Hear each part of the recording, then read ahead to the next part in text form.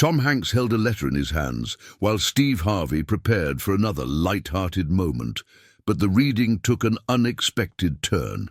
When he finished, Tom stood up and walked off stage without looking back. The audience sat stunned, and Steve Harvey was left speechless, unable to react immediately. Whispers among the spectators mixed with nervous applause. Everyone tried to understand what had been said that provoked such an abrupt exit. Steve, still frozen, knew they were all witnessing something they would never forget. The letter had arrived 3 days earlier. Tom's assistant found it wedged between fan mail and industry invitations, distinguished only by its weight. Thick cream paper, no return address. Inside, handwriting that looked like it belonged to someone who learned penmanship in a different era, when people still believed words on paper carried more truth than pixels on screens. Tom almost threw it away. He received hundreds of letters weekly. Most wanted something, money, endorsements, a miracle, but something about the deliberate pressure of the ink made him slip it into his jacket pocket instead. He forgot about it until the morning of Steve's show, when he reached for his phone and felt the envelope's sharp corner against his knuckles. Before we continue with what happened next, if you're watching this story unfold and feeling that same tension Tom felt in that moment, do me a favor. Hit that subscribe button below. Let me know in the comments what city you're watching from, because this story is about to take us somewhere none of us expected to go. And trust me, you'll want to remember where you were when you heard what came next. The green room at Steve Harvey's studio smelled like coffee and expensive cologne. Tom sat alone, the letter now unfolded on his lap. He had read it twice. His hands trembled slightly, a detail he noticed with the same detached observation he used when studying his own performances on screen. The trembling bothered him more than the letter's contents. Tom Hanks didn't tremble. America's dad didn't lose composure over ink and paper, but this wasn't just ink and paper. The letter began with a name he hadn't heard spoken aloud in 37 years. Michael Cordero. The boy from the Sacramento acting workshop. Summer of 1987. Back when Tom was still hungry, still uncertain, still someone who could disappear into a crowd without causing a ripple. Michael had been the better actor. Everyone knew it. The instructors knew it. The other students knew it. Tom knew it. Michael could inhabit a character so completely that you forgot you were watching someone pretend. Tom studied him obsessively that summer, the way a craftsman studies a master. He learned Michael's techniques, his breathing patterns, the way he found stillness before emotional scenes. Tom absorbed everything, transformed it, made it his own. By August, Tom had booked his first significant role. Michael was still waiting tables. The letter didn't accuse. That would have been easier. Accusations could be defended against, contextualized, explained away by the brutal mathematics of Hollywood, where talent and success rarely correlated perfectly. Instead, the letter simply stated facts. Michael had watched Tom's career from a distance, watched him win Oscars, watched him become beloved, watched him turn into the thing Michael had dreamed of becoming. Michael never made it. He came close a few times, almost landed a series in 1991, almost got cast in a Spielberg film in 1995. Almost, until the almost ran out and he was 40, then 50, then staring at 60 from the wrong side of everything he'd wanted. The letter's final paragraph was short. Michael wasn't asking for anything. No money, no favor, no acknowledgement. He just wanted Tom to know that he was still alive, still watching, still remembering that summer when they were both nobody and anything seemed possible. He wanted Tom to know that some version of Tom's success had been built on foundations Michael helped pour. Not stolen, not taken, just observed, absorbed, transformed, the way art always works. Then the final line, handwritten in slightly shakier script than the rest, "I'm letting go now. I needed you to know I existed first." Tom's assistant knocked. 5 minutes to stage. Steve Harvey's show thrived on spontaneity wrapped in careful preparation. They had planned a segment where Tom would read funny letters from fans, light-hearted, easy, good television. Tom had agreed weeks ago, back when reading letters seemed harmless. But now he sat in the guest chair under lights hot enough to make him sweat, Michael's letter folded in his jacket pocket next to the sanitized fan mail the producers had selected. Steve was in prime form. The audience loved him. Tom smiled on cue, laughed at the right moments, played his part in the choreography of late-night entertainment. Then Steve handed him the stack of fan letters. Tom's hand moved without conscious decision. He pulled Michael's letter from his pocket instead. Steve noticed the switch but didn't stop him. Live television. Roll with it. Tom began reading aloud. His voice stayed steady through the first paragraph. Professional, controlled. The audience listened politely, not yet understanding this wasn't funny. Steve's smile started to fade around the second paragraph when Tom read Michael's name and the Sacramento workshop. By the third paragraph, when Tom's voice finally cracked on the word almost, the studio had gone completely silent. No one moved. The cameras kept rolling because that's what cameras do. Tom read the final line about letting go and needing to be known first. Then he carefully folded the letter, stood up, and walked off stage. Not dramatically, not angrily. Just walked. One foot in front of the other. Past the cameras, past the confused production assistants, past Steve Harvey, who for maybe the first time in his career had absolutely nothing to say. Tom didn't stop walking until he reached his car in the parking garage. His driver looked up, surprised. They weren't scheduled to leave for another hour. Tom got in the back seat and said a single word. Home. The drive from the studio to Tom's Pacific Palisades house took 45 minutes in midday traffic. He spent it staring at the letter, now slightly damp from his palms' sweat. The driver knew better than to ask questions. In Hollywood, you learned to read silence. At home, Tom went to his office, the room where his Oscars sat on a shelf alongside photos from sets and premieres, and moments that looked like happiness crystallized into physical proof. He pulled out his laptop and typed Michael Cordero's name into a search engine. The results were sparse. A few acting credits from the late 80s and early 90s, a theater company in Portland, a teaching position at a community college, then nothing after 2019. Tom kept searching, adding keywords, trying different combinations. Finally, he found it buried in a local Oregon newspaper's online obituary section. Michael Cordero had passed away 6 weeks ago, quietly, peacefully, according to the brief notice, survived by a sister. In lieu of flowers, donations could be made to a youth theater program he'd founded. The obituary mentioned his lifelong passion for the performing arts and his generous spirit in nurturing young talent. It didn't mention that he'd once been good enough to make Tom Hanks doubt himself. It didn't mention the summer of 1987 or the almost career that defined his life as much as Tom's actual career defined his own. It didn't mention that in his final weeks, Michael had written a letter to someone who probably wouldn't remember him, needing to be seen one last time before disappearing completely. Tom sat back in his chair. The letter couldn't have been written 6 weeks ago. The postmark was only 5 days old, which meant someone else had sent it.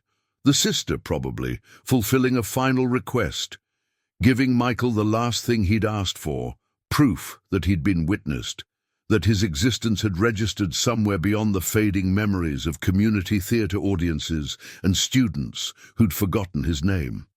The phone started ringing. Tom's publicist, his agent, the studio. Everyone wanted to know what happened, what was in the letter, how they should handle the inevitable media storm. Tom let it all go to voicemail. Instead, he pulled out a sheet of his own stationery, expensive paper, heavier even than Michael's had been.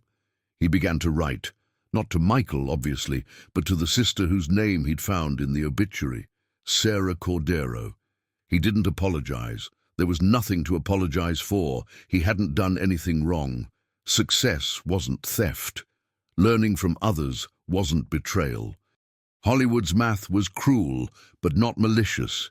Still, he wrote, he told Sarah about the summer of 1987, about watching Michael work, about learning from him, about carrying those lessons forward into a career that had exceeded anything Tom had imagined possible back then.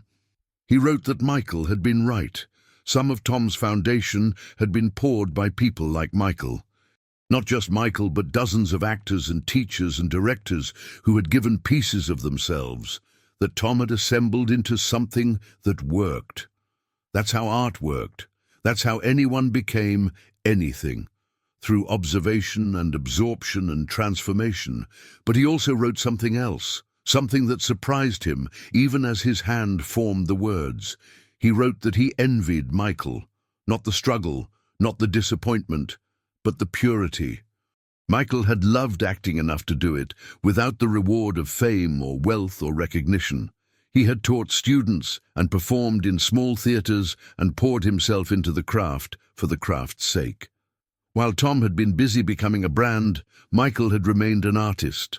The letter took 2 hours to write. Tom sealed it and addressed it and took it personally to the post office because he didn't trust anyone else to make sure it actually got sent. Then he went home and turned off his phone. The next morning, every entertainment outlet had the video, Tom Hanks walking off Steve Harvey's show. The clip had been viewed 40 million times. Commentators speculated wildly, a health crisis, a family emergency, secret drama between Tom and Steve. Nobody had the letter. Nobody knew about Michael. Tom's publicist released a statement. Mr. Hanks received some personal news and needed to step away. He apologizes for any disruption. Everything is fine, but everything wasn't fine. Tom couldn't stop thinking about parallel tracks, the life he'd lived and the life Michael had lived, running alongside each other, never intersecting again after that summer, except in Michael's watchful observation from a distance. Two men who had wanted the same thing, one who got it, one who didn't, the same talent, the same drive, but different luck, different timing, different breaks. Tom had always understood intellectually that success was partly random, but he'd never felt it viscerally until now. Until Michael's letter forced him to confront the uncomfortable truth that there was no cosmic justice that had awarded Tom his career. No inherent superiority that explained why he became Tom Hanks, while Michael Cordero became a name in an Oregon obituary. Just chance. Just luck. Just the universe's indifferent randomness, selecting winners and losers from a pool of people who all deserved better than the odds allowed. 3 weeks later, a letter arrived from Sarah Cordero. She thanked Tom for writing. She said Michael had spent his last months organizing his affairs, and the letter to Tom had been important to him. Not because he was bitter. Michael had lived a good life, she insisted. He'd touched hundreds of students. He'd created art. He'd loved and been loved. But he'd needed Tom to know he existed, needed to close that loop from 1987, needed to be witnessed by the person who represented everything Michael had reached for and missed. Sarah included something else, a photo from the Sacramento workshop. Tom barely recognized himself, young and uncertain, standing next to Michael, who looked exactly like Tom remembered. Both smiling, both convinced they were special, both right and both wrong in ways they couldn't possibly have understood then. Tom put the photo on his desk next to the Oscars. He looked at it every morning. Some days it made him grateful. Some days it made him guilty. Most days it just made him aware of how fragile everything was, how easily he could have been Michael, how luck and timing and unknowable factors had drawn a line between his reality and an alternate version where he taught acting at a community college and watched someone else live his dreams. Steve Harvey called eventually. Tom answered. They didn't talk about the show. Steve just said he understood, that everyone carried ghosts, that sometimes those ghosts showed up at inconvenient moments, and you had to deal with them regardless of cameras and audiences and the machinery of entertainment. Tom thanked him, and they hung up, and that was that. Tom never publicly explained what was in the letter. The speculation eventually faded, replaced by newer scandals and fresher drama. But he thought about Michael Cordero often. About debt and gratitude and the invisible architecture that supports every visible success. About the people who pour foundations that others build on. About being witnessed and remembered and allowed to matter, even briefly, even posthumously, even in a letter read on a stage before walking away. He donated anonymously to Michael's youth theatre program. A significant amount, enough to keep it running for years. Not because it absolved anything, not because it balanced cosmic scales, but because Michael had been right about one thing. He had existed, he had mattered, he had helped shape something larger than himself, even if he never got credit for it. That deserved recognition. That deserved to continue. Tom went back to work eventually, made more movies, won more awards, smiled for more cameras. But something had shifted.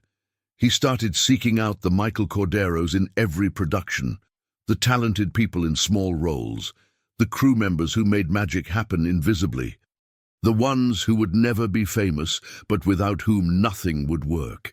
He learned their names, he acknowledged their contributions, he witnessed them, because that's what Michael's letter had really been about. Not success or failure or fairness or cosmic justice.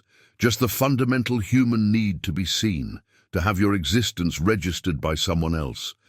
To know that you mattered, even if only in a small way, even if only to one person, even if only in a letter that made Tom Hanks walk off a stage in front of millions of people because the weight of being witnessed was finally, briefly, too heavy to carry while pretending to smile.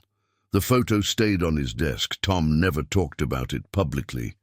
But sometimes, when the machinery of fame and success felt especially absurd, he looked at those two young men from 1987, both believing in their own specialness, both wrong and right in ways they couldn't have known. And he thought about all the alternate versions of himself scattered across all the possible timelines. The ones who didn't make it, the ones who almost did, the ones who taught acting in Oregon and wrote letters in their final months, needing to be known before letting go. Tom Hanks had been witnessed his entire adult life, watched by millions, photographed constantly, famous beyond measurement. But Michael Cordero's letter had made him feel seen in a way that was completely different. Seen not as an icon or a brand or America's dad, but as someone who had once been hungry and uncertain, learning from someone better, absorbing and transforming and building a career on foundations poured by people whose names nobody remembered. He couldn't change any of it.